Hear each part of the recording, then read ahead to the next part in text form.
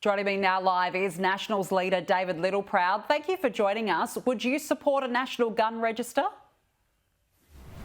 Yeah, good morning. And look, I've had a conversation with Ian Levers, the President of the Queensland Police Union. He's done an outstanding job through this very traumatic time for his members. And what he's asking for is quite pragmatic, quite sensible. He's simply asking for a register so that every state can see the registration of firearms to individuals. And that's the sharing of information. He's not talking about changing gun laws from the conversation I had with him. It's simply about making sure that the intelligence, the information that these officers didn't necessarily have, and we'll wait to see if that is the case in this inquiry, but I think it's important that we do look through the lens of being able to share the information that will empower our officers to know the situations that they're going into.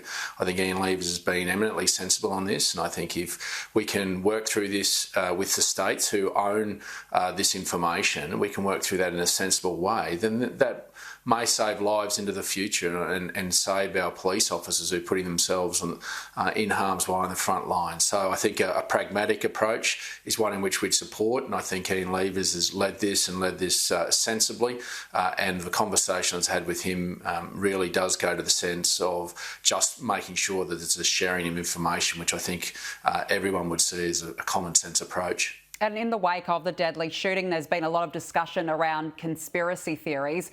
How much of an onus is on tech giants to stop the spread of such theories?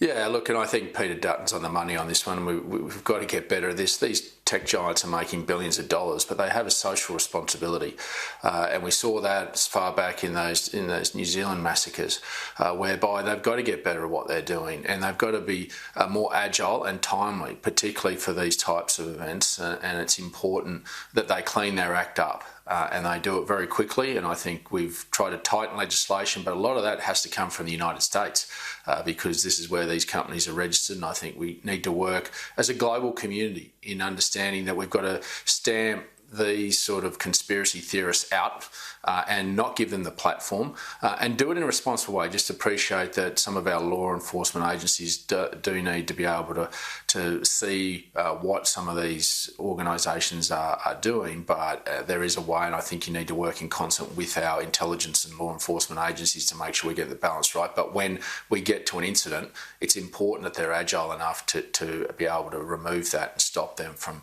transmitting those sort of messages immediately.